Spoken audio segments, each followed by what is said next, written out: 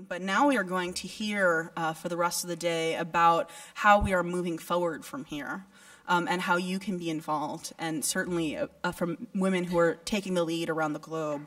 Our first panel is called Around the Kitchen Table, and it will paint a parallel between Obos's narrative and the journeys of our global partners, illustrating how women come together around the book to share stories, reclaim and change the language of women's bodies, sexualities, and rights, and create culturally unique resources based on our bodies ourselves that are used by women, girls, and men in their communities as a tool for information and action. And we have two fantastic moderators for this panel. I'm sorry, I'm using all these superlatives today, but they just all seem so appropriate. I know there's a lot of adjectives, but you're going to have to put up with it. Kathy Davis is a senior researcher at the Institute of History and Culture at Utrecht University in the Netherlands. A noted authority on feminist scholarship, her publications include, among others, The Making of Our Bodies Ourselves, How Feminism Travels Across Borders. And Bonnie Shepard is a planning and evaluation specialist who has served as a consultant to the Ford Foundation, UNFPA, and other international and U.S. institutions. Her book, Running the Obstacle Course to Sexual and Reproductive Health, Lessons from Latin America, has also been published in Spanish. So take it away, Kathy and Bonnie.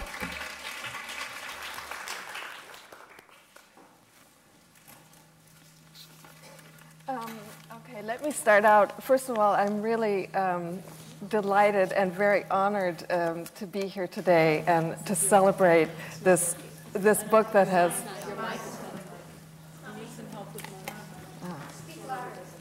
Speak louder. It's humming. Okay, is this better? No. Okay, can you hear me now? Is this okay? Okay. No?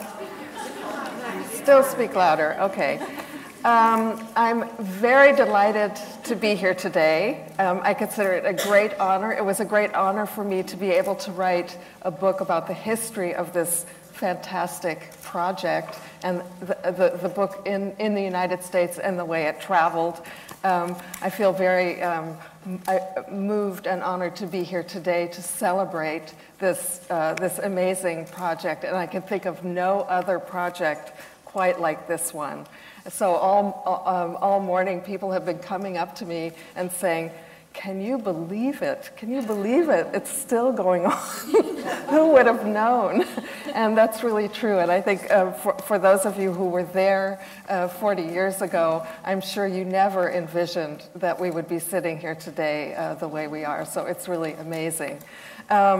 The panel today is called Around the Kitchen Table. Now I have to say, when I was first asked to moderate this panel together with Bonnie Shepard, this idea of around the kitchen table in front of 700 people seemed, well, what can I say? Only our bodies ourselves would try to do something like that. But seeing the kinds of responses in the audience and the amazing warmth in the room today, that we're all feeling very safe and comfortable. And so we're going to do our best to really feel as though we're sitting around the kitchen table. What we're going to be talking about today is the way, what's happened to our bodies ourselves, what's happening to our bodies ourselves now across the globe, the way, excuse me.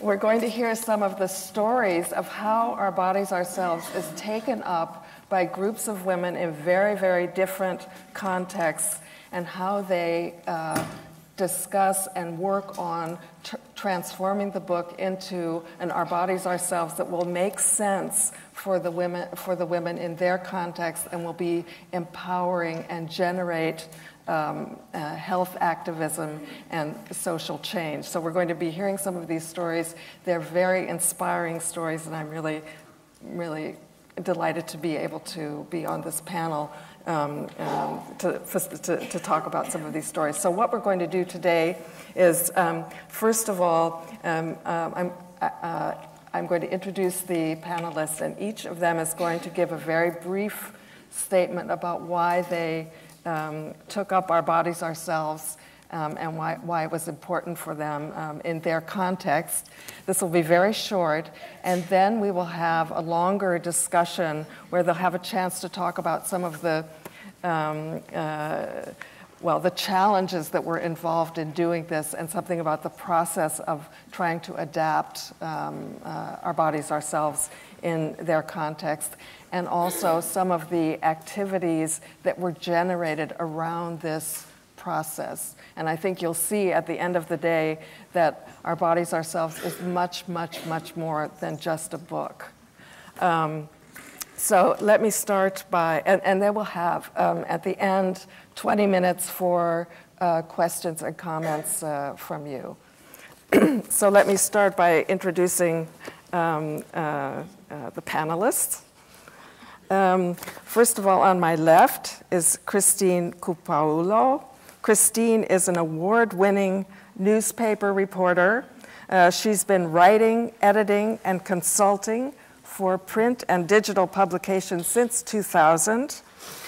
She's the managing editor of the 2011 edition of Our Bodies, Ourselves, and she's covered women's health and public policy for Our Bodies, Ourselves, our blog, since 2006, and I think many of you have enjoyed this blog. She's going to be discussing the book process and the technologies that were used in this new 2011 edition of Our Bodies, Ourselves. Next to Christine is Asia Kapande. Asia joins us from Tanzania. She brings more than 40 years of leadership in food and environmental security, poverty reduction, health, and gender equality. She's a professional home economist, and she continues to make a difference through her work with the Tanzania Home Economics Association, the Nile Basin Discourse, the Tanzania Nile Discourse Forum, and several primary and secondary school committees. So she's a very busy woman.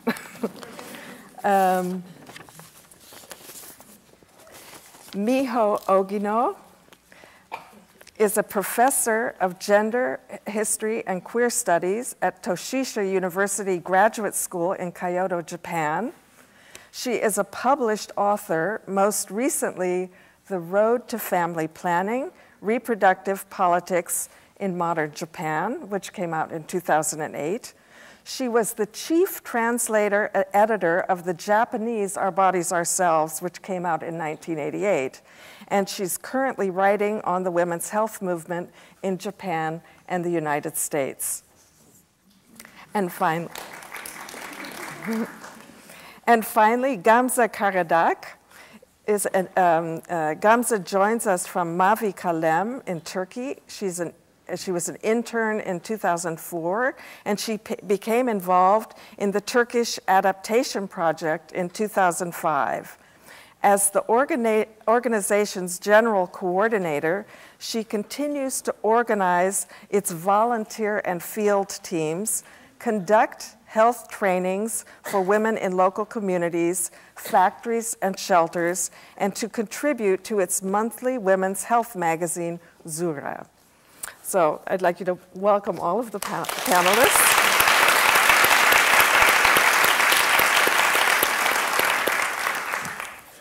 So can I give the floor to Christine? Thank you. Thank you very much. Thank you for those remarks. And it really is an honor to be on this stage, both with all of you here today. Can you hear me? Is that better? Is the mic on as much as it should be? Okay, I'm going to try to talk very loud, which usually is not a problem for me. So it's a real honor, though, to be here with the other women on the stage today. And I think all of you are most familiar with the Our Bodies, Ourselves history in the United States. So learning about how other translations and adaptations have come together is going to be a thrill. So I wanted to, well, it looks like we're already at the 2005 edition here. So what I just wanted to show here today really quickly was just a little bit of the process of coming to this 2011 edition of Our Bodies, Ourselves. And I should have looked up sooner to see if the slides had already started, but we began with on Our Bodies, our blog. Well, this is a picture of the Google site that we use. Actually, let me just give the overview, and I'll let these go behind. So I started blogging for Our Bodies, Ourselves back in 2006, and that was really the beginning of our online outreach. And when I was asked to come on as managing editor for the 2011 edition, my first question was, and how again do you manage 300 contributors and keep track of everyone's chapters and follow on who's doing what edits and all this? And they're like, oh, no problem, we've done this before. So sounded really easy, but I tend to get pretty geeky and thinking about like, well, what new online technologies can we use and what out there is a real great collaborative web-based tool. So I came up with the idea of using Google Sites for us to track the contributors, track the revisions and the edits that were coming forth. We could all add information to this site and share it with the rest of the editorial team. So that ended up being very useful. We then again looked at technology when we started thinking, how do we recreate the spirit of conversations that took place 40 years ago in the founding of Our Bodies, Ourselves? And we decided we wanted to do a relationship chapter that was very much based on women talking to each other about relationships and sexuality, rather than us writing a chapter that says relationships are hard work. So we thought, well, you know, that's great. Let's do this conversation. But how do we set it up now today? You know, we didn't want to just pick like women in Boston or women in New York, but we wanted them to really engage with one another. So again, we looked to a Google site and we set up a site with questions that we could ask for participants and ways in that they could ask questions of each other and comment on each other's answers. And then we posted a call on the blog and said, would you like to take part in a conversation about sex and relationships? And lo and behold, you know, we were kind of like hoping maybe we'll get a dozen women. Oh, wouldn't that be great? It's like 12 women back in the beginning. You know, that's like, we're coming full circle. We got hundreds of submissions. Far away is Australia. People saying, obos, stories, talking with other women, I'm in. So it took us a while to sort through all the submissions and determine, you know, who to select and to get a good cross-representation of age and background and sexual orientation. And we ended up with 37 participants. And it was a fabulous, fabulous group. And all of the hesitancy that we might have had about talking in an online space with one another, and this was a private conversation so that it was password protected. There was no one else who could see it. And once they gave introductions as to who they were, boom, they were off and running, answering our questions and coming up with questions way better than the ones that we had originally proposed and asking those of each other. So the other thing that we wanted to do with the book this year was, again, trying to be, I'll wrap it up, trying to be really authentic and to celebrate the readers, was the 2005 edition, the red, white, and pink one that you saw, had models on the cover. We wanted to have obos readers on the cover this year. So again, we used the blog as a way to put out a call for submissions of people who would be interested in being on the cover. Send us your story, send us your headshot, and we ended up with 52 readers, some of whom are here today, I'm thrilled to say, and we're just very, very proud of being able to include them in that way. The couple of nice photos that you saw of sunsets, Judy's lake house, Obos retreat, writing all day and night, and occasionally looking up and going, oh yeah, sun, that's really awesome. Okay, so do you guys have chapter 6 over there? But it was really lovely. And of course, working in person with this group has been most fulfilling, really, moments of my life. So thank you all very much.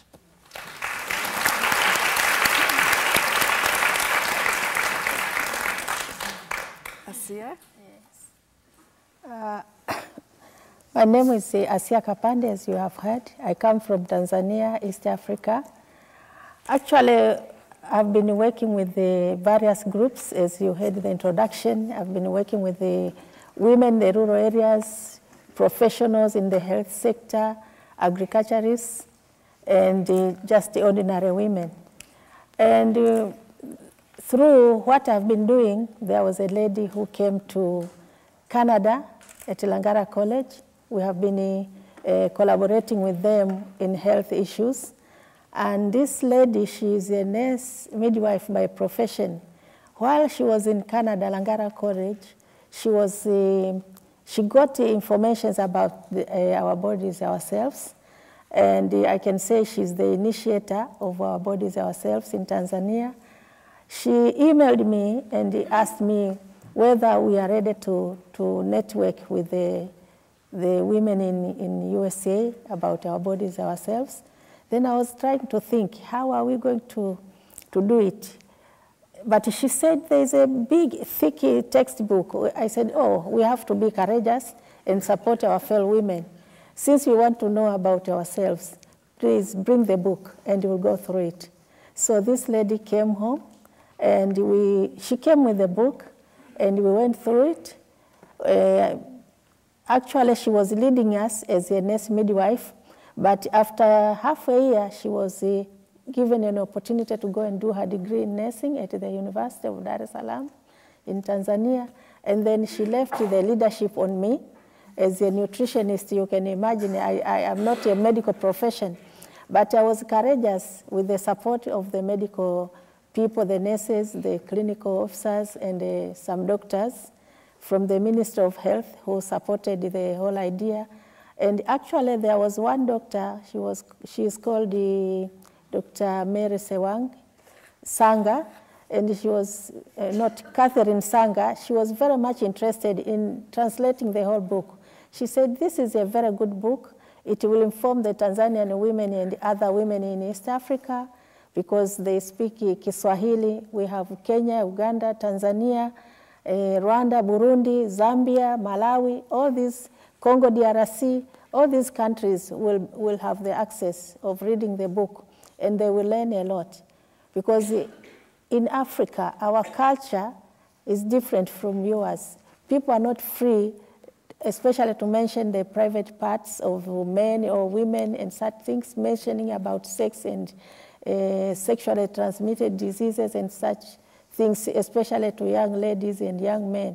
But when we went through this book, it was very interesting for us that we really needed to go through it and see what we can adopt, translate what means a lot to us, and then we can really give the information to the whole public of the different countries who can read and understand Swahili. So what we did, we got about 20 women and 5 men who were very much interested, community development workers, social workers, and public health doctors, and also linguists, those from the University of Dar es Salaam who were ready to support us to do that work. So we thought of dividing the book in 4 parts, reproduction, and sex and sexual transmitted diseases, healthy body health, and food and nutrition. So we have divided this into 4, and we are not going to publish it as a whole book, but we publish as I've broken down the themes, and that will help us. Can I interrupt you now, because this is part of what we'll be talking about in the discussion. Okay. So you'll have lots of time to talk about what you did with the book. Okay. So I can stop? Yeah. So later.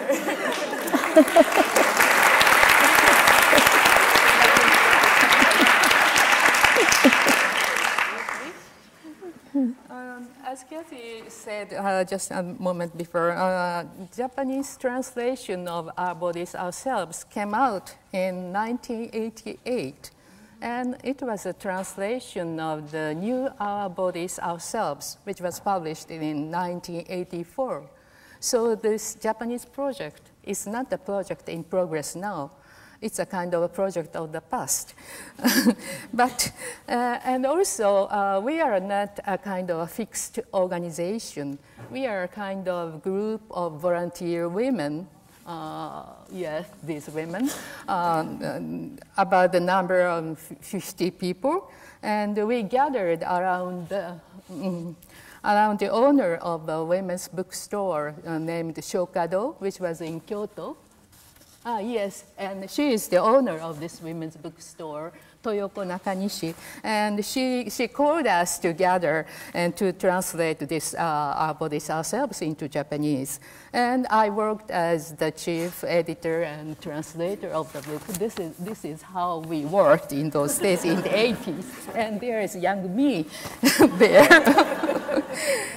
And the reason we decided to translate our bodies ourselves into Japan is because, as you know, Japan is a highly industrialized modern society, modern country. And also Japan is a rather secular society without much strong influence of religions. And in Japan, abortion was legalized as early as in 1948. So we didn't have much problem about that. But Japan is, as you know well, it's a very much male-centered society. And especially in the 1980s when we started translation, women were not considered as the subjects of their own bodies and sexuality. And it is women's husbands or male doctors who had almost complete authority over all the women's health issues and what to do with their bodies when they get ill. And women themselves were not accustomed to talking openly about our own bodies or sexuality. And because there was a very strong sense of shame and fears attached to women's bodies. So the ignorance about our bodies was a kind of female virtue in Japanese society in those days. And so there were many medical or health problems arising from our ignorance. And for example, there was a very shocking case of a hospital, obstetrical gynecological hospital named Fujimi. It became clear in 1981 that at that hospital, more than 1,300 unnecessary hysterectomies and ovariotomies had been conducted. And women who visited this hospital were told by the doctor that your uterus is totally rotten, or you have a life-threatening cancer in your ovary, and you have to undergo an operation immediately. And women followed that advice because they were ignorant of their bodies. But later, it was found that most of those organs taken away of their bodies were totally healthy. And the hospital was doing this just for money's sake. So this was a very tragic case occurring from women's ignorance of their own bodies. So that's how we decided to translate our bodies ourselves as a way to enlighten and stimulate Japanese women to learn, to know more about their bodies. Yeah. Thank you.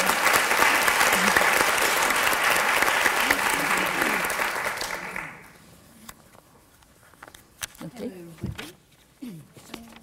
Hello, everybody. Thank you. I'm from Turkey, Istanbul. I'm working in Mavi Kalem Association last 6 years. My professional life is start with Mavi Kalem, and also our Body is our SaaS project in Turkey. So I will define to Turkey for you, but it will be long time because we have to know Turkey history. So I will try for you. Nowadays, Turkey is a big country, firstly, you know maybe, and that includes many different cultural, ethnic origins and religious groups who are living together. But our country wants to show that we have only one culture, one religion, and one ethnic origin. But it's not the fact, you know. So our health system changed 2 years ago. Also, nowadays it is changing, it's going on. So women lose some rights about women's health, losing also. And before 15 years ago, we have social rights about also women's rights. But for example, Istanbul population is 15 million, but we have only 34 women health centers in Istanbul. If one of my colleagues tried to appointments from this healthcare center, women's center, for psychological support. 3 weeks later, we get it. So it's very horrible to live in Istanbul like a woman. So also the women, also the women have another problems in our country. For example, honor killings, women killings, and rape, abuse women, abuse children, and language problems. So there's lots of Kurdish population in Turkey. They don't know Turkish. Lots of women don't know Turkish. So they can't reach the health service in Turkey. It's very difficult for them. And also education problems.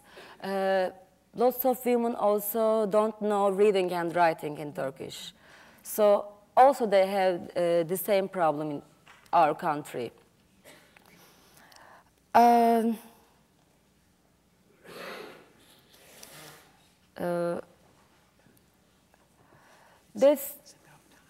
Yeah, okay, thank you. You want to say a last thing? No. We have lots of difficulties. We will talk on discussion part, I think, yeah. Thank you.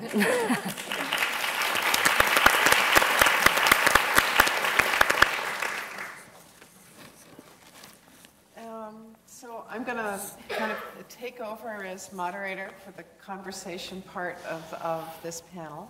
As you can see, Kathy and I have the very thankless task of trying to keep the panel on time and interrupting our sisters. I hope that, you know, it's not taken as a lack of respect. We are trying to give everybody their time, you know, and to cover all the questions we want to cover. So we're going to, first of all, I just need to check with our MC because I know that we started late. Do we have the original amount of time? If you could be wrapped up by 12:40. Yeah. Okay. Okay, so we have a little less time than originally planned. A little less. Okay. So we're going to have a conversation, basically.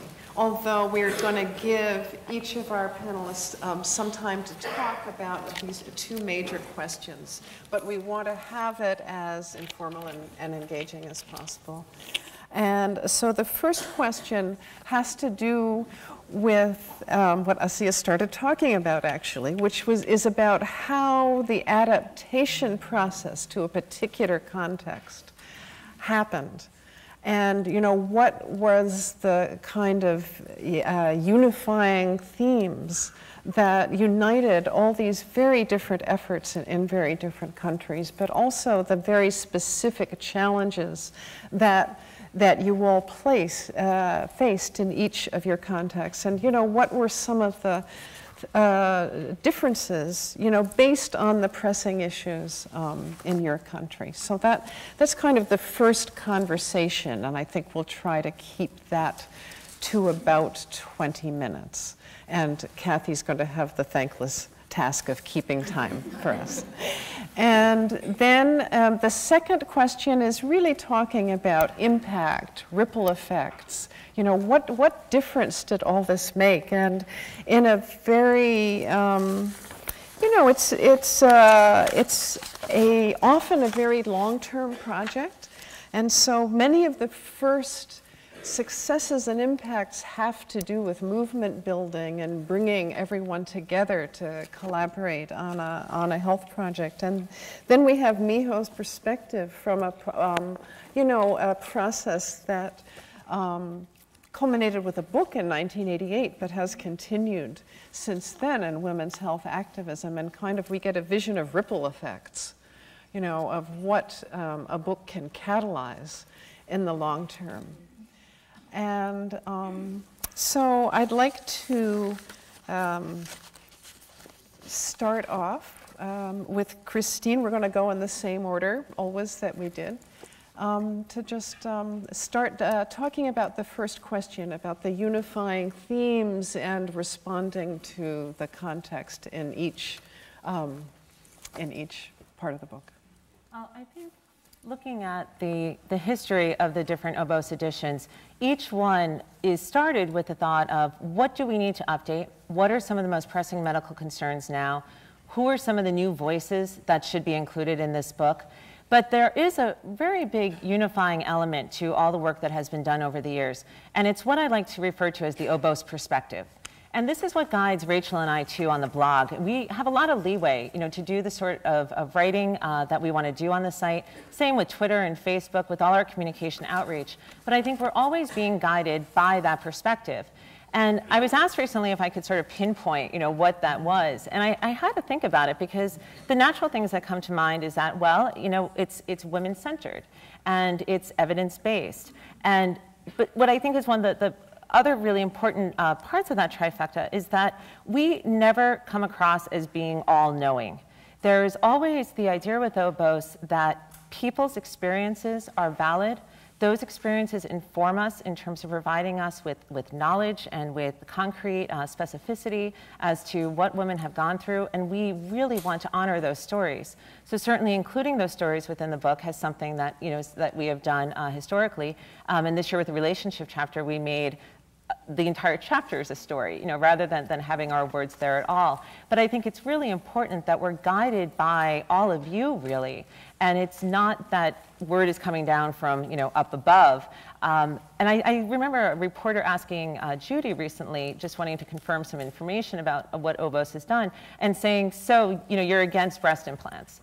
And Judy's response was, it's not that we're against breast implants. What we are for, however, and I think this is a really important distinction, is we are for the access to information and women knowing the safety and the risks, and those risks being documented and that information being shared with everyone. And I think that that is really key, and that is what really works for us in terms of when we are putting a book together and determining how to approach that content, that it's never writing saying, well, this is the way you should do this. This is how your birth should be. This is how you should address cancer. This is how, but rather it's bringing together, a room full of experts, asking them to look at what we've written in the past, to review what the most current medical literature is now, and saying, okay, what do we need to say here? What did we miss last time? What has changed since then in the medical world that needs to be incorporated? And how can we best include what are sometimes different opinions from people who are greatly respected by all of us? So we try to bring all of those voices in, and when there is some discrepancy, we point it out, and we let people know that, look, here, we might not have, all the science is still evolving on this, but here's what we know so far. And for those of you who are going through this and need information, here's the best that we can provide at this time. But really what we're doing is that we are trusting women to make decisions for themselves by providing them access to information that is not biased by any pharmaceutical or corporate influence. It is not tainted by any other money, that we have taken, but rather it is the most evidence-based and women-centered information that we can offer at this time. Thank you. Thank you very much. And Asya, we'd really like to hear about how you thought about adapting, the book to your context, and how your group has approached that challenge. Actually, we thought that many women are not well informed, and in my country, many women cannot read English, and the majority in the rural areas cannot even read and write, but they are learning now how to read. We have literacy classes, so Kiswahili was the easiest language for them to read. But as my colleague explained, that it was very important for us to involve professionals who can really help us provide the right terminologies for various problems of women, so that they can be able to know their problems as women, their bodies, and also we had to to incorporate women who are very courageous, to be able to contribute ideas which will provide an understandable textbook or information in the community and all women and girls. And then it was also very important to respect the values and the cultures of the various tribes. You know, in Tanzania we have more than 123 tribes, and they have their values and their cultural and norms which they respect. So we had to think of all those things in incorporating in the preparation of the textbook or adopting the book. Maybe, I think. I mean, we'll have maybe a little conversation among the panelists at the very end. You know, I mean, I think everybody's going to talk a little first, and then we'll, yeah. So Miho. Okay. The Japanese ourselves, our bodies ourselves, we decided to translate all the chapters of the 1948 edition of American Our Bodies Ourselves, because we felt that there are many similar problems also in Japan as in the United States. Because we are living in a very modernized, westernized society. But on the other hand, some parts in the American Our Bodies Ourselves, such as the chapters on lesbianism, masturbation, and sexuality of people, aged people or people with disability, were very new to us. And they worked as a kind of an eye-opener for us. I do not mean that these issues did not exist in Japanese society, but they remain largely unseen or untold until then. And so Our Bodies Ourselves, translating and reading Our Bodies Ourselves, opened our eyes to how to talk and think about these issues. But however, we found some adaptation or change necessary to make Japanese Our Bodies Ourselves more useful for Japanese readers. And one of the changes we made is the changes in the Chinese characters for certain Japanese terms. And in Japanese language, we use Chinese characters imported from Japan in ancient days. And the terms indicate parts of women's bodies, such as the pubic hair, pubic bone, or the vulva, are ordinarily written with Chinese characters, which has very negative connotations, like shameful or dark and shady, and such Chinese characters. So we decided to substitute other Chinese character, which has the meaning of just sex or sexual, for those negative nuanced Chinese characters. And so in order to give these Japanese terms a more neutral or positive connotation. So by just changing the Japanese words, we try to tell our readers that the language is very important in framing our mind, our consciousness. And there is no need for us to feel ashamed or degraded when we talk about our bodies. And we discussed this very much and decided to use those new words in our book. And also, because there are many important differences between the United States and Japan as regards the medical system, medical insurance, and the laws. So we substituted or added necessary information about those things. And also, we did our own research for obstetrical gynecological clinics and hospitals and midwifery clinics in Japan by sending questionnaires.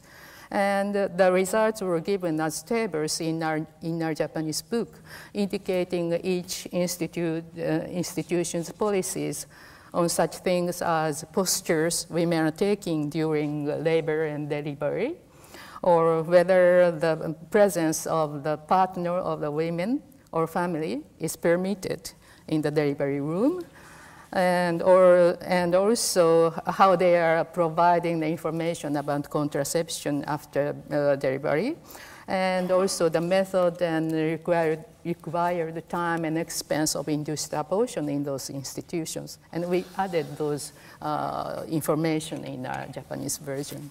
That's how we adapted it. So we are 6 women in Mavi Kalem who are working with OBOS project in Turkey. I'm health trainer. One of my colleagues, she is doctor, and other nurse. We are health staff in Turkey. So we know women in Turkey who is living in Turkey, what they need about women health. So we decide to make this project in Turkish. Bedenlerimiz biziz. In English means our bodies are us. Our book's name will be this, Bedenlerimiz biziz. Firstly, we thought that we can organize a big meeting in Turkey who can join, women NGOs can join this meeting. We invite women NGOs to Istanbul, and 30 women group came and joined this meeting 5 years ago, at the end of 2005. So we talk about this adaptation process in Turkish OBOS. So we have to start, but nobody didn't start. So we organized another meeting in Ankara, another capital city in Turkey. We had to decide about our adaptation process. We found some translator from women movement in Turkey. So some feminist groups thought that it had to be a collective project in feminist movement in Turkey. So, but it doesn't work. So we start to do this project in Turkey. Mavi Kalem as association is a technical coordinator of this project. So we thought that we organized the consultative committee. So this committee includes women NGOs and also other associations who are working specialist subjects. For example, HIV, AIDS, and STI, STDs, like that. So we changed lots of things in Turkish version. And for example, nutrition, being healthy, second chapter, we changed lots of things. And health system, also we rewrite in Turkish. And we use feminist networks to improve our project. For example, emailing groups. There is lots of emailing groups in Turkey around feminist groups. So, for example, our stories, women's stories, we collect this network. And also, lots of women NGOs have some networks, working networks, study networks in Turkey. They collect women's stories for our project. And also, we change terminology because some parts has difficult terminology about disease, women disease. So some words we don't have in daily life. For example, vulva, we don't know. And vagina, it's a very new word for in Turkish women. Especially educated women know this organ's name. And lots of women didn't know uterus and vagina the same organ or not. Also, they don't know we have two opening into vagina. Some women know only one, or it's they shocked when they learn we have two opening.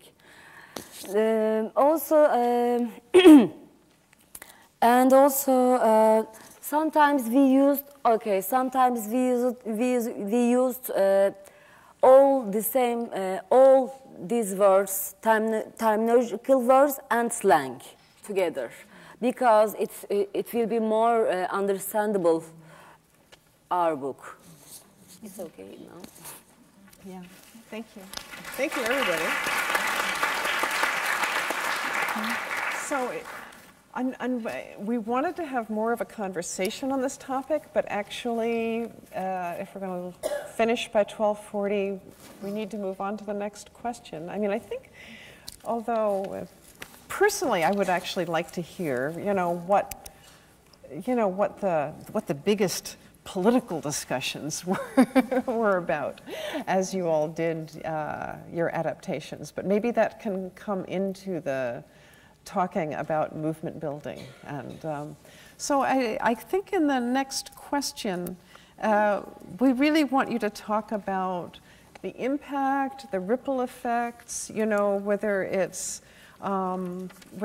in forging, new networks or new coalitions, or post-publication, what has happened. And some of you, I think the Tanzania and Turkey project, the actual book has not appeared yet, but some first publications, preliminary publications with some of the content have appeared. So I'd like to hear about that. And we really want to be very strict about leaving time for questions and comments from everybody here. So once again, we're going to ask you all to be maybe a little briefer so that we have time for conversation among us before we open it out to the audience. Yeah. Should I start on that? Yeah, we're going always in the same order. Yeah. This is, I think, the easiest question that I'm going to be asked today, because when thinking about what the ripple effect is of our bodies ourselves, I could just point to all of you being here today and being part of this. And certainly, when we have asked readers, especially in celebration of the 40th anniversary, to say, can you please let us know, when was the first time you read Obos? What has your experience with the book been? What have you gained from the book? Women and men are delighted to share those stories. And we posted 3 new ones today. I definitely recommend you take a look at Our Bodies, Our blog after you leave here. That were just phenomenal. I mean, a woman talking about really being empowered to have the birth that she wanted to have. Another woman who's actually one of the Obos founders talking about being pregnant and feeling isolated and learning about this meeting that was taking place and going and meeting with these women and being like, I'm not alone, like I'm not crazy, and having that community to be part of. So we are fortunately very often reminded about the ripple effects of Obos. But in terms of what are the ripples that we want to set out from the 2011 edition, I think there's a lot more outreach that we need to do to bring in the younger generations who may not be either as familiar with the book or who see it as sort of a relic, of a women's health movement that is no longer needed or no longer relevant. And we have been delighted both in terms of, again, some of the new voices that we've included in this book, some of the new information that we have about activism in the book, and some of the outreach that we've done in involvement with groups that are represented here today, such as Spark, which does a lot of work regarding the over-sexualization of young girls. And this is a huge issue currently, and it's one that we've been able to address in Obos.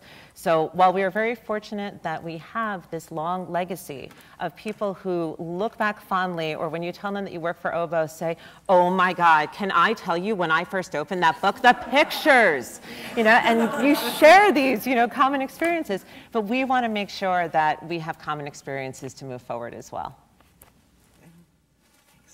Thank you. Okay, I can say that the impact in our country, the impact assessment has not been really done because we haven't published the book, but we have translated all the chapters and made some booklets like this. Like this one is for pregnancy, and there are other topics which we have done. And actually, I can say that most of the women and young ladies have been very much interested, in what is in these booklets, and we have distributed to these booklets to some secondary schools, and our intention is to make sure that primary schools and secondary schools, institutions where they teach health, and science specialists in secondary schools will read these books.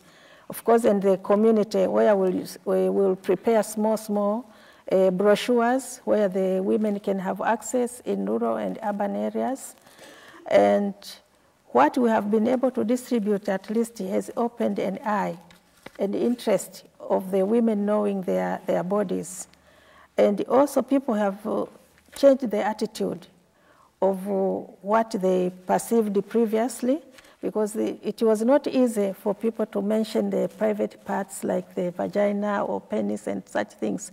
But now, after being exposed to this book, they are free now to mention such things, and they think it is natural, it's biological, and there's no need of hiding, because previously mothers could not even mention such parts. They could use private parts instead of mentioning the specific biological words to the children or to their girls and so on.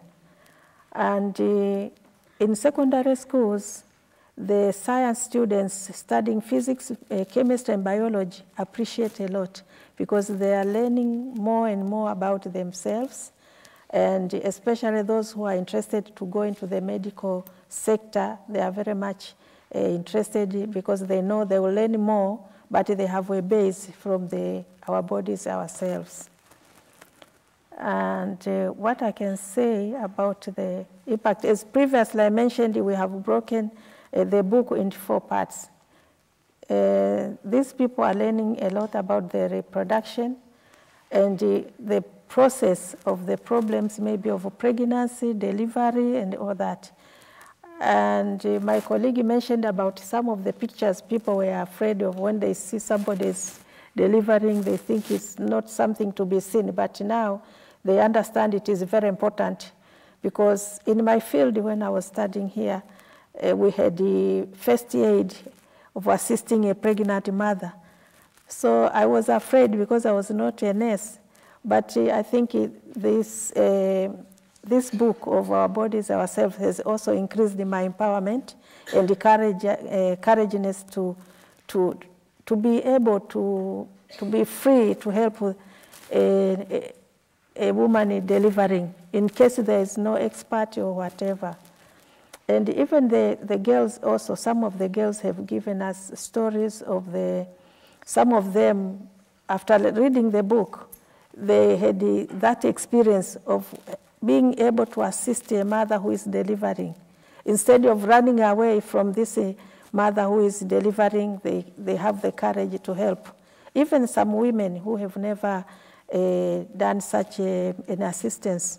You know, we have traditional health attendants who also have learned a lot the importance of having special protective gears when assisting a mother in delivering and such things. So those are the things which we have evaluated as part of the impacts of after the adaptability of this book.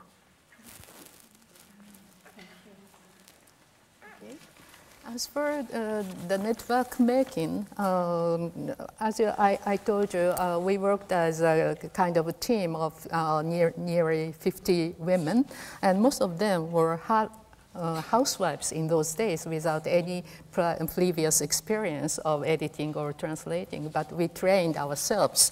And, and also there was a feminist obstetrician gynecologist, and she took all the responsibility of checking all the medical technical terms in the book. And also, you saw that bright colored cover of the Japanese edition. That is an original collage work of a famous feminist artist in Japan. She made it for us. And also during the translation process, we contacted and met more than 80 women's groups in Japan, and many of them helped us, including lesbian groups, who were in the closet in those days. They helped us very much, providing many information and photographs and so on. So that's a kind of very collaborative work, more than 50 women.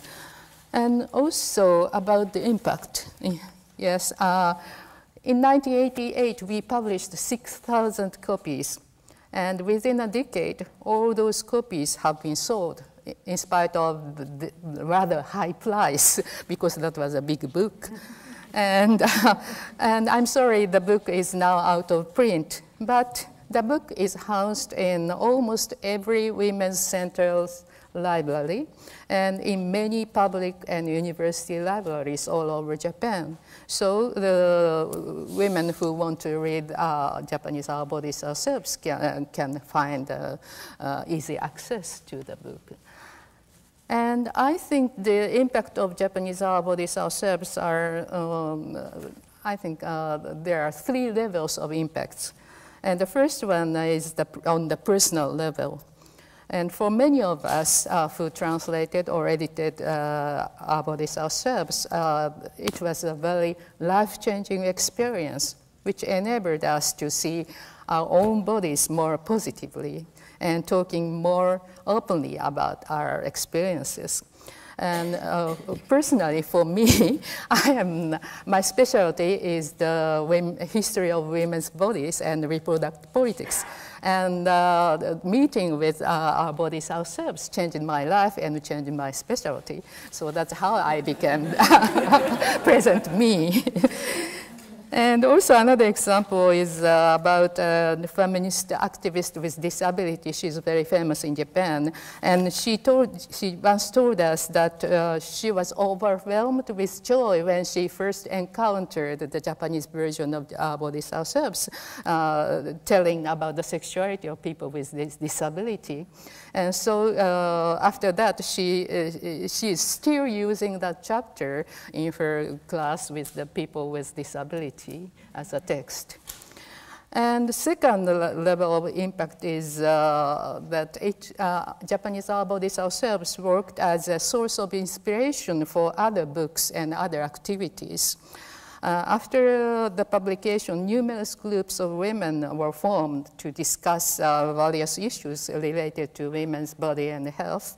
And many, many, many books were published on various issues such as contraception, new reproductive technologies, childbirth, menopause, and women's diseases, domestic violence, and so on. And as a result of those books, the atmosphere surrounding the women's bodies and health issues in Japan had undergone a striking change.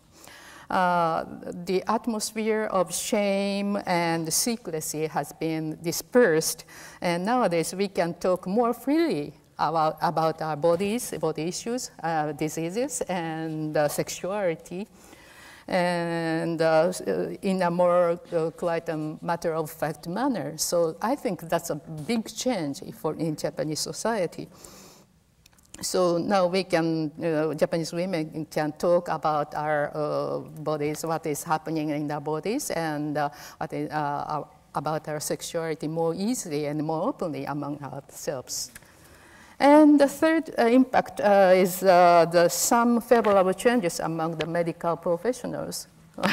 Not all of them, of course, but some of them have changed to listen more carefully to our complaints and became more cooperative with us. So I think those are the changes. Thank you. Yeah, thank you. We don't have any experience long-term impact like Miho, because our project is going on project in Turkish. So we will publish our book maybe 3 or 4 months later. Maybe we can talk about it 10 years later, our long-term impact. So, yeah, 5 years maybe. Okay. And sometimes we didn't find source till these 6 years. So we create another women project, women health projects. For example, we published a women magazine. It's about women health and women health rights. You can find upstairs, an example for you in Turkish, sorry. And also we sent this our magazine 250 different women points in Turkey, like Women Shelter, University Women Research Center, and Women Information Point, Women NGOs. They like our magazine because its language is very simple, like Obos. We inspired by Obos. So we improve some health education modules. So we organize some education trainings in factories, in our information centers. So I think we did more than 10 health education, health trainings, women health trainings. So also we organized the girls club for teenagers in our working area in Istanbul.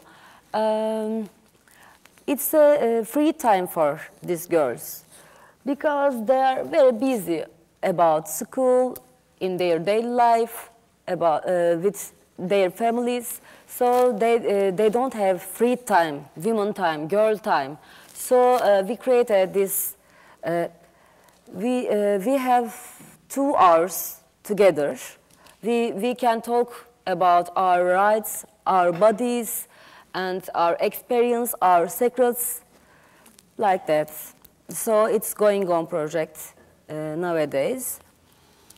And we worked in adaptation study of the women Teserus in Turkey. Women Arts Library did this project. Our team joined this adaptation project. Projects periods, women health and women and health subjects. So thank you. Thank you.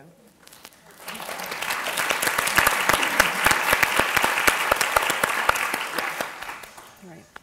So I think, you know, it's time to have more of a conversation now. But I think first, before we open up to everybody in the audience, I'd like to give you all a chance, if any of you want to ask each other questions or make a comment about anything. I'm curious, actually. When you tell people what you do, what is the response? Me?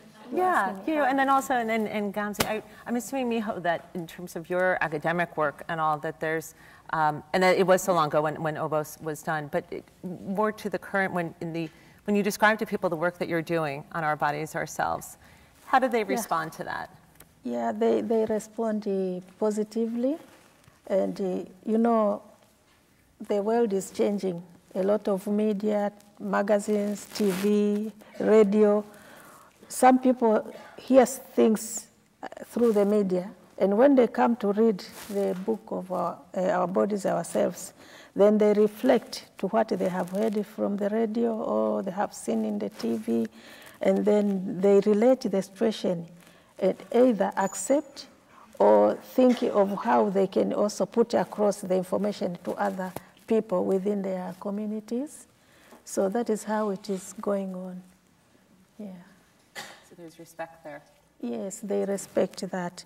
And also, it is also taking away the cowardness of mentioning some parts of our bodies or the women's bodies compared to the previous years because of the media and the book, which is also adding courageousness, or is encouraging the people within the community, of the women and the girls, to have the freedom of speaking about their parts. Yeah. Do either of you want to comment on the question? On Christine's question? Yeah.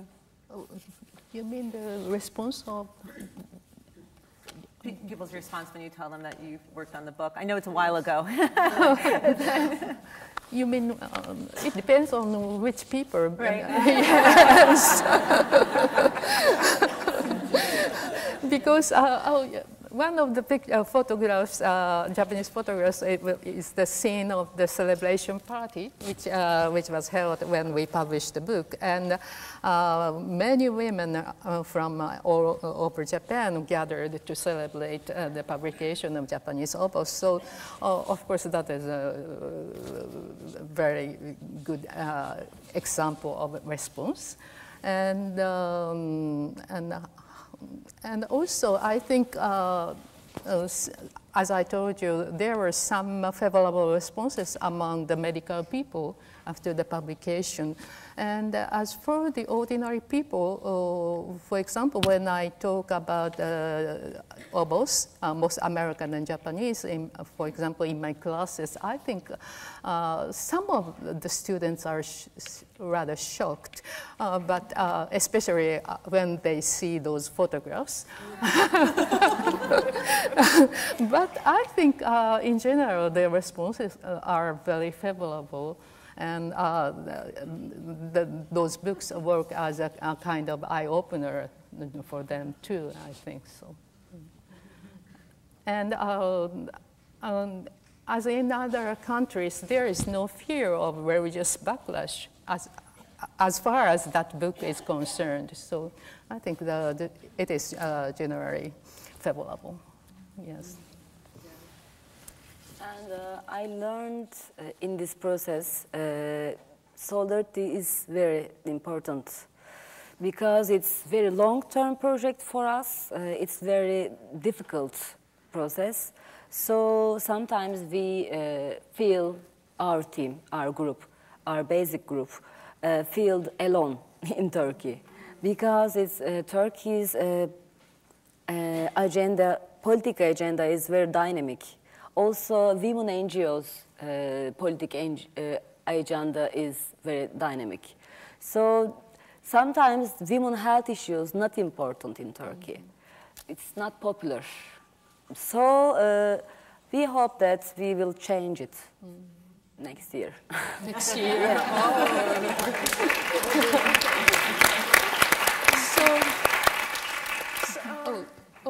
Yes, just one question. So, do you think that Turkish media will treat this publication of? Yeah, I hope so. Oh. Yeah, I hope so, because it's very different source, women health source. We didn't have this kind of source in Turkey. Also, you said your students saw these pictures, very shocked, like that in Turkey. So it's very important source for us. So, yes, well, okay, we already have people, so if you want to ask questions or make a comment, you should come to the microphones. That's right, I'll start on this side and kind of go back and forth, okay? So please. And please just say your name before you comment or ask a question. Yeah. I hope, is the microphone on? Yeah, great. Okay, I'm Ann Firth Murray, and I have a question about, about modern technology, more modern than books, printed books, and I'm wondering if in your countries it will be appropriate now or soon in the future to make books like Obos available on as e-books, for example, electronic books, available to be downloaded or read on various iPads or whatever they might be, even cell phones, and whether podcasts of this book, for example, would be received and used. So I'm interested to know whether you're in your countries actually using these technologies to get this information out. So, I mean, anyone can, yes, yeah, okay. Yeah.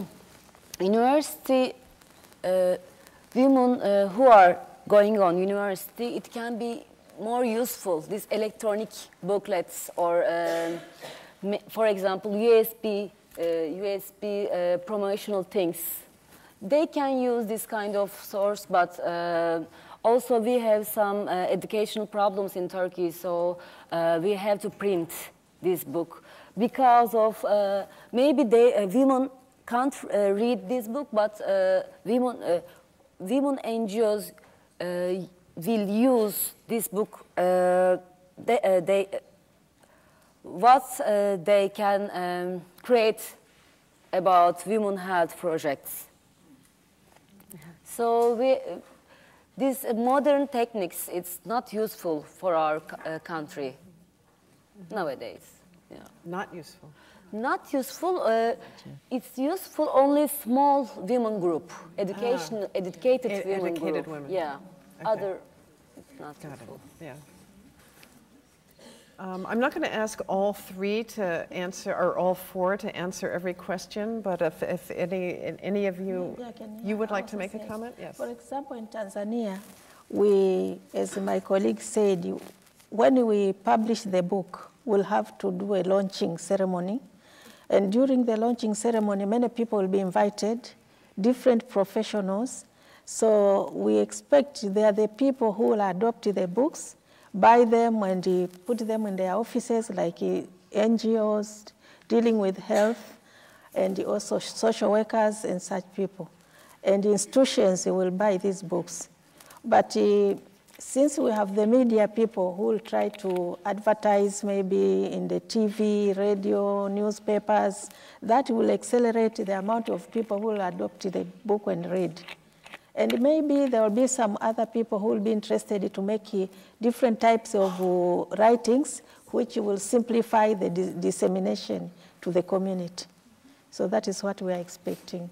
Yeah. Okay. Well, first can you hear? Okay. Yes. Thank you all for your hard work. And my name is Miho. I'm a professor of women's studies at Colgate University. We use the book in our classes there. We also use Kathy's wonderful book. So our students know a lot about women's health movements ongoing. But the one thing that really gets them when they first open the book are the images. So I wanted to ask you all about the politics of the images, or even just the how you make decisions about what images you use in your editions. And I noticed, Christine, you took a couple of the pictures in the latest edition. So how does that work? I'd love to hear what others have to say on this with it. You know, our history with the images, when we look at updating the edition like we did this time, we look at images that have been there before, and some have a real lasting power. I mean, they're iconic images, really, that represent so much. But there's other things that we have to consider in some of the photos of women's bodies. For example, right now, pubic hair, not so much in fashion. So there is we've had discussions of when we show the body and the vulva and pubic hair, right, is that something that we should do in its fullest because that is what's natural, or is it something that we want to pull back a little on because younger women may not really recognize this as being part of their body? So, those are the things that keep us up late at night when we're trying to decide what to go in. So there's that element to it. And then there's, other things where you do want to have a good cross-section of, these are some, obviously when it's medical stuff, this is like the latest female condom, you want to show what's new, you want to, the images need to be up to date. But there are some photos in there where, we kind of pass them around and go, does she look like it's from the 70s? Oh, I don't know, that hairstyle kind of came back. I think we might be able to use that one again. So it varies quite a bit. I also, just to supplement the question, I'd like to know to what extent you all found your own photos from your country and used, substituted the photos completely in many instances, I imagine. I'd just be curious to know. Yeah. We will designing process. We will start our design process next month, so I'm not sure. Maybe we will have some problems about these visual photos. Oh. Yeah. So.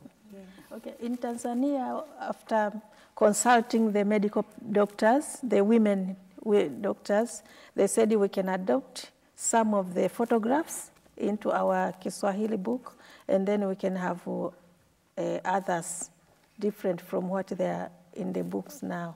They're in the book now. Yeah. Yeah. Okay.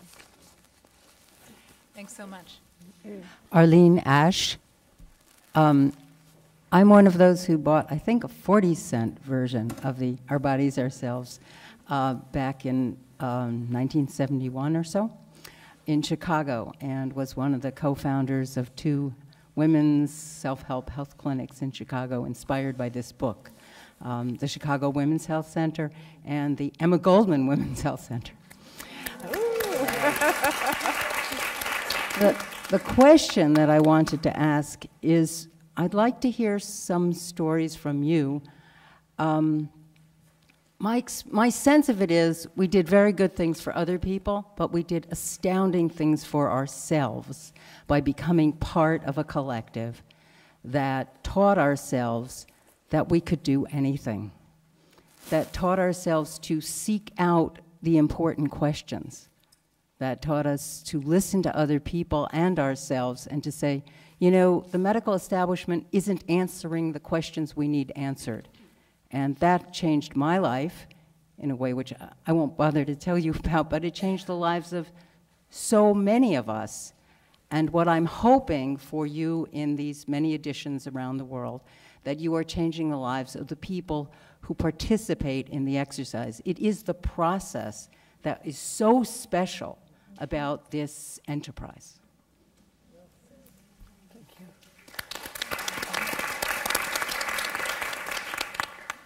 Yeah. Okay, I'll just hold this. My name is Melissa Nussbaum, and I'm here unofficially representing CIDAL, Women's Center. Hello. Hi. Hi, Junie. And I would like to comment on the ripple effect of OBOS. And I think that, well, CIDAL has just celebrated its 40th anniversary as well. And we participated in the translation to Nuestros Cuerpos, Nuestras Vidas. And, but besides the millions of ways that the collective served as models, and it's not, it is the collective. I mean, it's the book, but it's the collective. And not to create protagonists, which have been so also served as models to not be protagonists, but always have the women as what we should be looking at and working with. But to have a book without people behind it is meaningless. And the fact that they were so accessible and so supportive, my God. Well, here we are being emotional, right? That's who we are. Is still felt, is still present. Thank you. So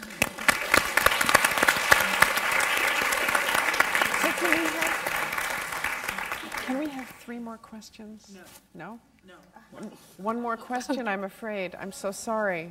Yeah, but you'll have a chance to comment maybe in other panels. Yeah, go ahead. Hi, my name is Diana Namombejo, and I am from Uganda, and I'm studying here at UMass Boston, and I'm doing biology, but I want to be a doctor. I didn't know about OBOS until this August, and while I was here, I got a chance to meet someone you all know, Ruth Hubbard. And one time I was menstruating, and I told her, Ruth, how can I use tampons? And then she gave me this whole explanation, but then mentioned the word vagina. And I was so dead at that point, because where I come from, I never even got any guidance from my parents about menstruation, about my body. I was surprised when my breasts developed. And when I went to college, me and my friends could never even talk about a sexual relationship. I mean, it was so weird. And my birthday was this August, so Ruth and her friend Denny gave me this as my birthday present to come here today, and then they would buy me a book. So last night as we were talking, I kind of went through the previous books, the Obos books, and then I saw this picture. It was epistemology, and it really got my attention. I'm like, really? Do you go ahead and draw these things in books just like that? And I kind of thought about where I come from and this opportunity that I have to be here today, and my friends, and I have siblings who are girls, and I asked myself, how do I call my sisters and say, you know what, you have a vagina and you can use a tampon? And no, seriously. I mean, if I had a parent who I wouldn't go to and say, I have a boyfriend, or, I mean, it's so odd in the whole society. So I'm just here to like say you guys are really doing a very good job, and the fact that you even have global partners, and the fact that you're trying to put this out there into the world. I mean, I want to be a doctor sometime, and I want to be there and talk to a patient in Uganda and say, you know what, I'm going to do, I mean, the first time I had my pap smear, I didn't know what it was for, why I was having it, and then I asked Ruth the next time, I mean, I just had this thing called the pap smear, what is it all about? I mean, I couldn't even ask the doctor. So when I go back home, I want to be the kind of doctor who would go ahead and give these details to my patients. And I'm just so honored to be here. Okay, great, thank you.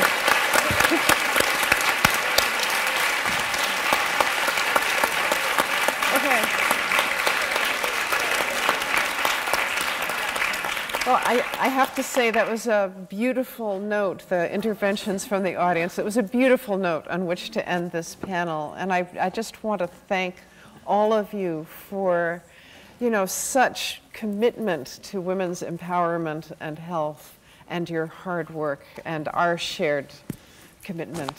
Thank you.